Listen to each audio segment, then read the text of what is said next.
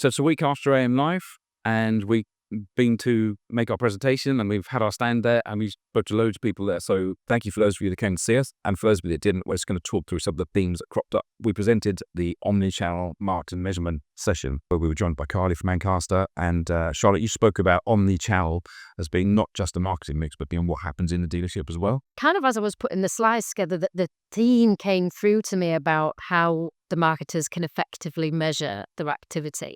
And then when I bumped across Carly's video on LinkedIn around the sales team closing the door, disappearing in the boot of a car, when the marketing team come along, it really struck me that actually it's at that point, it's at that level where this journey begins, really.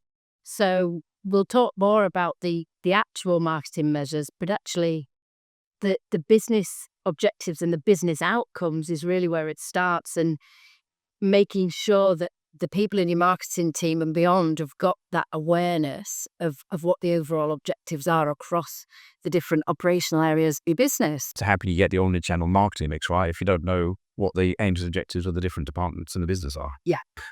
We went on to talk about the engagement, didn't we?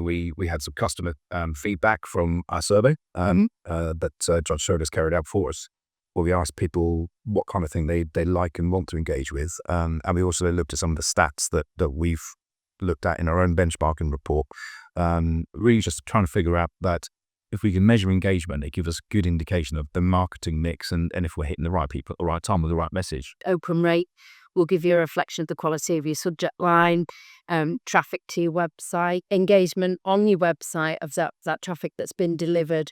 Where do they go beyond the landing page? So many, I suppose, typical marketing measures, but then we've got the more quantitative measures, I guess. So things like your cost per inquiry, cost per sale, those are the, I suppose, more detailed measurements that you can work with your operational teams to understand actually if you're hitting the mark. Yeah, and I guess the key to all that is relevance to the customer, isn't it? So one of the things that we've spoken about for a long time now, certainly with the email side of the work we do, is the higher the open rate and the click-through rate, the more accurate you've got your message to that customer at that point in time.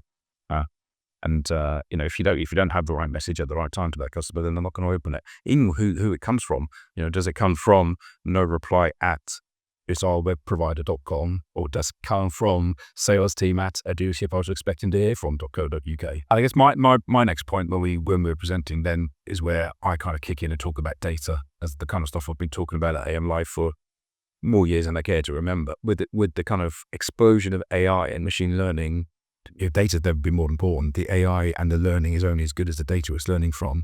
And we've spoken to dealers for years now about keeping data accurate, recording data accurately, getting consent, and keeping all your key dates and wins up to date, because you can have all the AI in the world, all the automation in the world, and if it's running off poor data, it's not going to work, is it?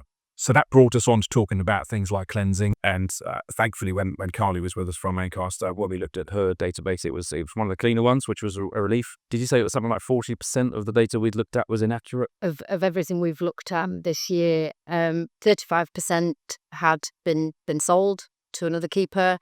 I think it was about 4% scrapped and 1% stolen. And Ancaster came in at 21%, so they were half of what we've seen on average. So their results are great, and they've obviously got some really great processes in place internally to make sure that they keep on top of that, alongside the regular cleanse audits that we can provide to them. And one of the stats that still comes out, and even now post-COVID, is that inaccurate MOT dates were rolled by 6 months 4 years ago now, and they're still wrong.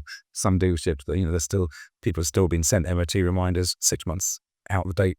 And dealers wonder why those customers don't come back in and have their MOTs done. And that comes back to the relevance piece, doesn't it, that you were talking about before, when we were saying about getting the right person at the right time. And when we looked at the consumer survey results, there was that uplift in people that would be more likely to keep in touch and consider those retailers that were contacting them at the right time, and those that monitor the date of when the service in an MOT is due, not just when they think it is. So I think that's part of that critical piece. Yeah, absolutely.